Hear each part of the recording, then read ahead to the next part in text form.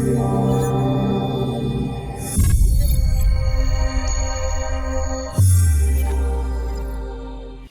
everybody, Fletch from All Things Overlanding here. On today's episode of the podcast/vlog, we're going to be talking about something that I haven't really covered before, and I don't think it's something that a ton of people in overlanding really talk about. Today we're going to be talking about kind of the overlanding community at large and sort of how easy and how awesome it is to build friendships with new people through overlanding. So I know that sounds a little squishy, it sounds a little soft, but it's also kind of awesome. So I do want to talk through that. I want to talk through some of my experiences and things, and I want to just kind of encourage you guys to, get out there, explore, meet new people, hit people up digitally, things like that. So we're going to talk through all that today on the show, so I'm excited for it. Before we dive right in, though, I want to quickly touch on my featured partners. Of course, Overland Addict. Great guy, great website, tons and tons of overlanding gear, perfect for people like you and I that are into overlanding. Link down in the description below, go check them out. Also, Last US Bags. I talk about these guys all the time, and not just because they're a featured partner, but because I've got a bunch of their bags and I use them for everything all the time. So again, link in the description below. It takes you straight to the overlanding bags section on their website so you can check everything out. They've got great fair prices on everything and some cool stuff, so go check them out. Then More Expo. This is an event that happens in February 2021. The link below will take you to their Facebook page where you can just click pre-sign up to let them know that you're interested in the event. And that way when the tickets go on sale, you'll get an early notification so that you know. And then last but not least, Northology Adventures, which actually this topic that I'm going to be talking about is one that I wrote an article for that magazine very recently. So that's kind of what gave me the idea for it. So again, links to all those guys in the description. Awesome people, awesome companies, great friends. So if any of those sound interesting to you, go check them out. But without further ado, let's dive into the video.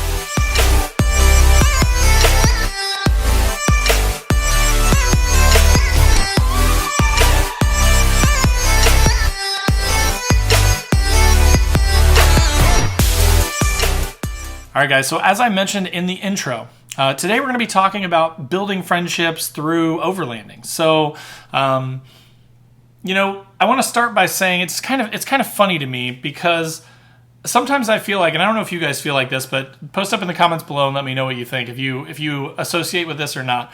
I kind of feel like overlanding is sort of like a secret society almost. Yes, it's gaining popularity. Yes, there are more and more people that are interested in it. Don't get me wrong. I'm not saying that it's unheard of, right, or unknown. But in all my professional circles, when I'm talking to people at work or my friends or anything like that, the majority of them have no idea what it is. They've never heard of it. I talk about it all the time. Only people that have talked to me 5 or 6 times are like, okay, this dude drives around in his truck and camps. Got it, right? That's about the extent to which they know what overlanding is. So I do kind of feel like it's almost like discovering, when you meet another overlander, you pull into that parking lot at the grocery store or at a gas station or something like that, and you see a rig, right? Like a built-out rig with jerry cans and traction mats and rooftop tents and stuff. You get excited, right? It's like you just found your long-lost sibling, right? Which again sounds kind of funny, but I really think it's true. There just aren't very many of us. There aren't very many people that are dedicated to it to that degree, that are that interested in it. But when you find them, it's like, wow, this, I want to talk to this guy or girl, right? I want to meet this person because we probably could share a lot of stories. So I just find that really fascinating, right? I kind of think it's really cool that there are so many people that are into overlanding, and it's growing all the time. And you go to YouTube and you would think that every single person in the United States, and every country for that matter, is into overlanding. But it's just really not the case when you actually go out into the world and look for fellow overlanders. So, it's funny. We all kind of speak the same language. We all can talk about different types of rooftop tents and jerry cans and recovery gear and that sort of stuff. But again, until you meet those people, you're just kind of sitting. It's like car guys, right? I'm a car guy, and I've always felt the same way about that, where I just want to go to a party with people that I know and talk about, displacement and horsepower and modifications and things like that, and they're all talking about sports or news or politics or religion or things I don't care about, right? Things that I could care less about. And I'm just sitting over here in the corner hey guys, you want to talk about sports cars? Hey, do you want to talk about four-wheel drives? Let's talk about recoveries. No one else knows about it, right? So I do kind of enjoy that. I like that it's sort of a secret society. And me personally, when it comes to my rig, I kind of like it when people look at my truck and they're like, whoa, what is that? Is he preparing for the apocalypse? Like one of our neighbors' kids walked by the other day and he's like, whoa, that's like an apocalypse survival vehicle. And I was like, yeah, cool. All right, that's cool. So anyway, so when you are an overlander, right, when you can spot other overlanders, when you do get that chance, I think it's pretty cool because, like I said, it's kind of like a secret society. So, and everybody's pretty friendly too. So like when you see that rig, it is not uncommon to just kind of wait around and then see that person come out and be like, hey, I like your truck. Or, hey, how do you like that rooftop tent? Or, whatever it is, and strike up a conversation. And then you wind up standing there for 20, 30, 40 minutes talking about their modifications, talking about what they've done. One time, not too long ago, I went to Ace Hardware to get something for the truck, and I drove the truck over there. I was working on something that I was doing to it, and I pulled up to Ace Hardware, and I parked, and I went inside, and I got my bolt or whatever I needed. I go back outside, and I see this guy kind of like doing a walk around in my truck. He's like walking around it, and he's looking at it, right? And as I'm coming out, I noticed behind my truck is this, and I know this is good timing, but this was like a few months ago, this sick, like, roof-off Bronco, like old school, like 60s Bronco. And it was rad. And so I'm walking out, he's looking at my truck, I see this Bronco, I walk up and he's like, is this your truck? And I was like, yeah. And I was like, is that your Bronco? And he's like, yeah. And like we stood there for like 15, 20 minutes and just shot the shit and talked about our trucks. And he asked about the solar. And I opened up the back and showed him the drawers. And like he was like, oh, that's so cool. And, it was just awesome, right? Like it was just so much fun. And it was so neat to randomly be going to do something totally boring and nondescript and then walk out to your vehicle and see someone like just like appreciating it, right? Like eyeing it and then wanting to talk to you and learn more about it and vice versa, right? Like he had a cool truck too. In my opinion, his was way cooler than mine. Like this thing was clean, had some big old like 37s on it. It was sick. It was a beautiful, beautiful truck. More of a rock climber than an overlander, but still it doesn't matter. Like it's a 4-wheel drive. It was a sweet truck.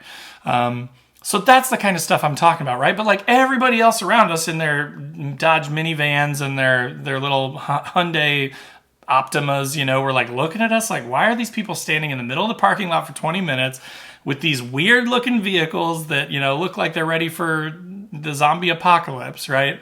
Like, who are these weirdos? And we're just having the time of our lives chatting, right? So I think that's really cool. I think it's cool that, that it is sort of like a secret society. I think it's cool that, we all appreciate each other's rigs. I think it's rather unique too, being a car person and having been in a number of like car specific or manufacturer specific groups. There's a lot of fighting in those groups. There's a lot of name calling. There's a lot of hate towards anything different than your vehicle. So like I have an Infiniti Q50. I'm in an Infiniti Q50 board and they nonstop hate on Kia Stingers, Audi A4s, S4s, like anything that's A3s, S3s, like all the different competitors to our car. Everybody hates them. Everybody's posting memes about them. Everybody's joking about them. Beamers suck, this and that. And it just gets tiresome, right? Like at some point, you have to kind of grow up a little bit and be like, you know what? Okay, it's funny when it's funny, but like it gets old at some point, right? But with overlanders, I feel like, and if you're an immature overlander, I'm not trying to like make light of you or anything, but I do feel like there is just like a level of maturity with most overlanders. Like most overlanders are fairly well spoken. Most of them are super friendly. Most of them are very open-minded and want to like learn about different vehicles and modifications and brands. And you know what I mean? Like there's of course some favoritism. I'm a Nissan guy. I like Nissans. If I was going to buy a car, it's probably going to be a Nissan. But it doesn't mean I don't like the new Bronco, right? Like I think it's a really interesting option. I think it's cool. I wouldn't spend that much money on one, but that's mainly the money thing. Like I wouldn't buy a brand new, Armada and overland that either, right? So, but I do appreciate that. I think that it's really cool that we can just like talk to each other and appreciate each other's builds and learn from each other and constantly kind of grow. So I think that's pretty neat. I think that that's a neat thing about the secret society-ishness of it. And really, let's be honest, the thing that it comes down to, and I think we all know this and we all appreciate this is, and I've said this before on other videos, but this is kind of my mantra almost, like, it doesn't matter what you drive, right? Like you could have a Subaru Outback. That's awesome. Like as long as you get out, as long as you're interested in exploring, as long as your goal is to go see new things, have a fun time on your journey, on your destination. Like I honestly recently have been having a lot of like internal strife thinking about how bad my gas mileage is. on the Xterra. And not that I'm worried about it or anything like that, but just I kind of think, most of the stuff that I do, at least have done in the past, is mostly highway driving to get there, and then like some soft trails, right? Like the Trans-Wisconsin Adventure Trail, nothing super challenging, nothing super technical or anything like that. I probably could have done it in an unmodified Subaru. But so like I appreciate that, right? Like, so even though I'm a Nissan guy, like there are definitely things about the smaller engine Subarus that are just really rad, really cool, and beneficial to having better gas mileage so you can go farther with less fill-ups, right?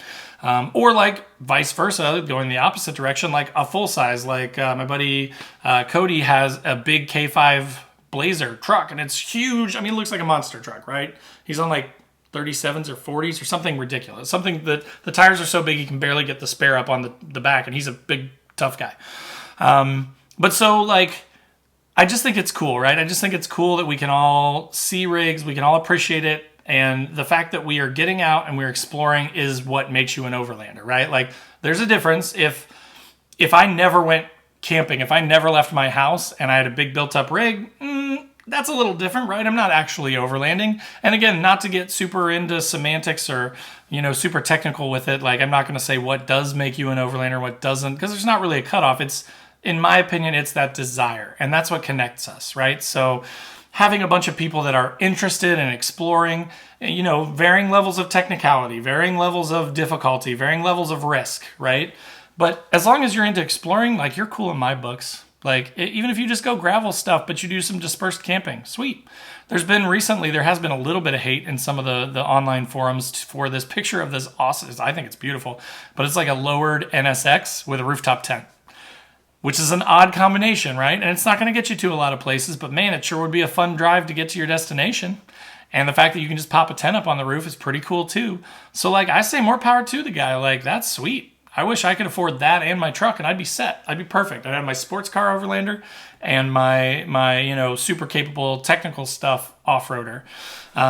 So anyway, so I think getting out there and just appreciating each other's builds is one of the coolest things about the secret society of overlanding.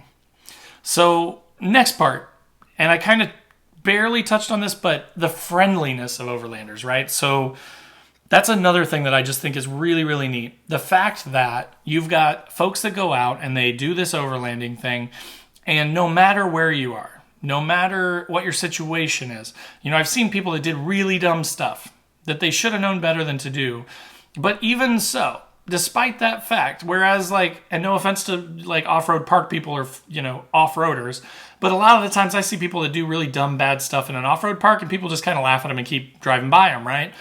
Now, not all the times, right? In four-wheel drive parks, I find a ton of really helpful people too, and maybe if that person just asked, they would stop, right?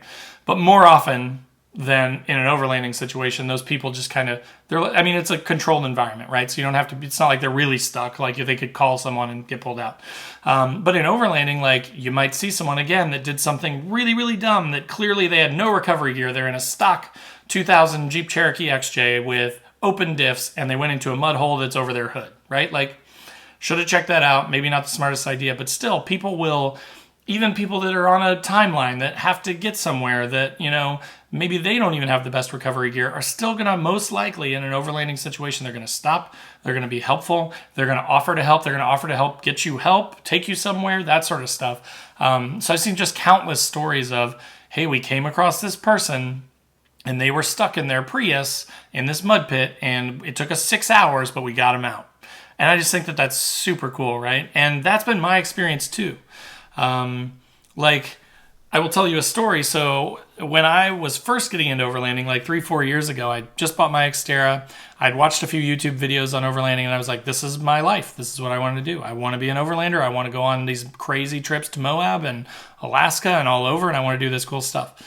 And so what did I do? I went online. I go to Facebook, and I search Indiana, overlanding. And a couple of Facebook groups popped up right away. There was Indiana Overlanders, which is run by a buddy of mine named Andrew Smith. It's a great group. I'll put a link in the description below. You should check them out if you're in the Midwest and want a good group of people to ask questions to and find out about spots from. And then Midwest Overlanders, which is, again, same thing, run by Cody, the gentleman that I mentioned earlier. But both great local groups. And I literally went on Midwest Overlanders, and I'm like, hey, where can we go overlanding around here? I just got an Xterra and I've never been. And Cody hit me up, and I never met this guy, never talked to him, had no idea who he was. And he just like posted it up on my thing. He's like, hey, we're going to Hoosier National Forest next weekend. You want to go? Me and these 2 other guys are going. And I was like, yeah. And my wife was terrified. She's like, what's wrong with you? Like, you don't know these people. Just because they're on Facebook, they could be murderers, right? Like, you have no idea who these people are. But I was just like, look, man, like, I get the feeling from watching these YouTube videos, and like, they must be real people because they have pictures in their profiles, right? Like, they can't lie about that on Facebook. I was like, I trust them and I'm going to go. And you know what? It was awesome. It was a great weekend. We had a lot of fun. They were super nice guys. I learned a lot. We checked out some really cool stuff. There were some big water crossings that we went through. It was awesome. And that was kind of like my first experience. And then from there on out, I was hooked. I was like, okay, this is cool, right? Like, now I know these guys. If there's a way to go on another trip with them, I'm just going to kind of keep in touch with them. And like, that's the West Virginia trip that I went on about a year ago. That was Cody again. It was Andrew Smith from Indiana Overlanders, and there was another buddy of ours named Jimmy Winsky. So all great guys that I met on overlanding trips that I had no idea who they were before. I just went out and was like, hey, I'm Fletch. Nice to meet you. So I really, really like that. I love that, like, people are so willing to just like open up their trip and be like, you know what? This dude doesn't know what he's talking about, but we'll slow down. We'll help him out. We'll show him the ropes. We'll take him around. Like that first time when I went on that trip, I had a brand new tent I'd bought off Amazon, a brand new tarp that I'd bought off Amazon, and that was about it. I brought like a sandwich that I made ahead of time in like a little crappy cooler that I had for years. And like, I just was really ill prepared. But again, I got to test the rig. It poured down rain, so I got to see the weaknesses of my setup, and I got to learn what gear I needed to get and sort of poke holes in my setup and figure out ways to improve it. So again, just the friendliness, meeting people, learning from those people, I think makes it super, super cool to be an overlander and to be involved in that and to build friendships through overlanding. So then third, mutual respect. So again, when I went with these guys, let me give you a breakdown of their vehicles. So Cody had a Toyota Tundra, so he's a Toyota guy. Jimmy has a Jeep, TJ Jeep. And then Andrew, at that time, I think, no, wait, Andrew didn't go, it was Jacob Breeden. So then another guy, actually 2 other guys went. Yeah, I forgot about that. Adam Stout and Jacob Breeden went with us. Adam had a Toyota Tacoma, and Jacob had a Jeep. Then later on, Andrew Smith, the gentleman who runs Indiana Overlanders that went on the West Virginia trip, he has a Dodge Power Wagon. So like, I mean, you're talking a bunch of the different brands, right? You got all these guys together. But even that first trip when I went out there, sure, they gave me a little bit of shit, right? Like, they gave me a little bit of a hard time because of how ill-prepared I was. But for the most part, though, they were just like, same thing, checking it out, walking around. They were like, man, I've never really seen one of these Xterras up close. Like, that's pretty cool. I opened up the back. I showed them the Utilitrack system, how you can strap stuff down, and that's just stock. And they were like, that's pretty cool, And we're just kind of walking around. I'm checking out their rigs and checking out the Tundra. And his Tundra, Cody's Tundra, was super awesome. Like, it had a little lift. It was a TRD Pro, but he put some MTs on it and stuff. And it was a cool truck. But so, like, it was just good to like meet those people. It's good to respect those people. It's good to learn from those people. Like, again, it's definitely opened my eyes, even as a Nissan person, where like I would definitely consider a Toyota in the future. Like, I have no problems with the Tacoma. My only problem is how much more expensive they are, right? But I do feel like they're slightly better vehicles. I hate to say it. Sorry, Nissan. But I think they're not worth the extra price, in my opinion, which is why I kind of stick with Nissan. But man, they're great vehicles. I'd love to have one. But so that mutual respect, right? I think that that's huge. And the other thing that I've kind of seen this from is YouTube, which is weird.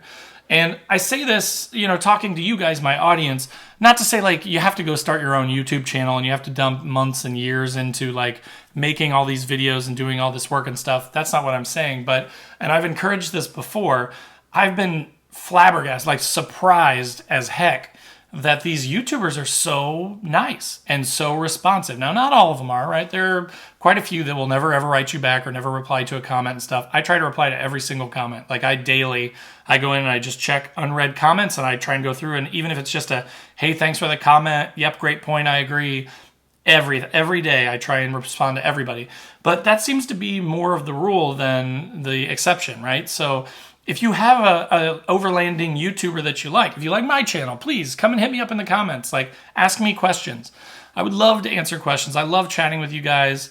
That's why every video and podcast I mention, like, go in the description, follow me on Facebook, follow me on Instagram, follow my podcast, follow my YouTube channel. Of course, sure, I want to get big numbers someday, right? Like I would never be upset if I had like 100,000 subscribers. That would be really cool. But that's not the point, right? Like that's not my real goal. What I want you guys to choose the outlets that you like to communicate through and then hit me up, right? Like join the conversation. The Facebook page has become a lot of fun. We're almost up to about 700 followers now, I think, over there. And like people give me shit all the time. They're like, hey, when are you doing this? When are you going to do that? Hey, your truck looks stupid because of this. Ha ha ha, just kidding. You know, like it's fun. I ask questions. I go to you guys most of the time. I just posted one up a few days ago about my battery pack. I'm like, bro, I want to power my fridge off this, but I'm an idiot and I can't figure out how to keep it on. It keeps auto shutting itself off. And then when the fridge needs to kick back on, the power bank's off. And people started trying to help me out, right? So I love that sense of community. I love the mutual respect. And I just think it's really neat that this community exists like that, right? So my advice to you again is sort of tying us back to the theme of this video, this podcast, is building friendships through the overlanding community is surprisingly easy. And I think it's extremely rewarding. So coming from my experience, like again, I highly recommend comment on these people's videos, send them an email, send them a message, ask them your questions, build a relationship with these people. So like, for example, Overland Addict, one of my sponsors, Last US Bag, actually all of them. So Will from Last US Bags, Chad from Overland Addict, Chris from More Overland Expo, and then Cindy from Northology Adventures. All of these people I've just met from like either taking trips or like the Arkansas guys I haven't really met yet, but I've talked to them through Instagram, through Facebook. We've messaged back and forth. You know, Grant and I have done Arkansas Off-Road. We've done a couple of videos together. Chad and I have talked. He was on one of the videos where I interviewed people. So like, we're building these relationships, even if they're virtual for now. But like, I totally, when I go to More Expo in February of next year, I'm going, and you guys all should too. I'm going to hit up like Chad Boyd of Overland Addict. I'm going to hit up, you know, Matt McClellan of Ozark Overlanding Adventures. I'm going to hit up Grant Wilbanks of Arkansas Off-Road, like all these awesome YouTubers that I've never met. But I've talked to them, I've interviewed them, and I've just become friends with them through the internet, which sounds funny and used to be what you didn't want to do, but nowadays I encourage it. I'm going to hit them up and we'll spend a few days, you know, hitting the Ozarks before more. Like that's my goal. That's what I'd really like to do. So anyways, again, let's wrap this thing up. Basically, build the relationships, hit up your favorite YouTubers. I'm not saying go into the woods with random strangers. Make sure you're safe. Make sure that people know where you are. Make sure you do a little bit of background on them. But like, don't be afraid to like communicate with people. Don't be afraid to like reach out to those people that you think, I don't think they'll reply to me. Like, just try it out. Because some of these relationships that I've built already, I can tell are going to be friendships for life, right? And I just think it's super cool. So same for you guys listening, you guys watching on YouTube. Like, any questions you have, hit me up. Anything you want to know, hit me up. Any trips that you're going on, like I can't guarantee that I can make all of them, but if you're in the area or if you're, you know, going somewhere that I'd really like to go, I'd love to tag along. So again, just build those friendships, enjoy those people, learn from people, get out there, explore. Like that's what it's all about, man. So again, that was sort of the episode for today. I hope you guys enjoyed that. Again, as always, I'm not going to rehash all of it, but look at the links below. Follow me on other channels that you like. Join the conversation. Check out the featured partners below too, because they are all awesome, and I promise you'll have a good experience with them. And then we'll see you next week. So again, thanks for coming, and we'll talk to you later. Take care.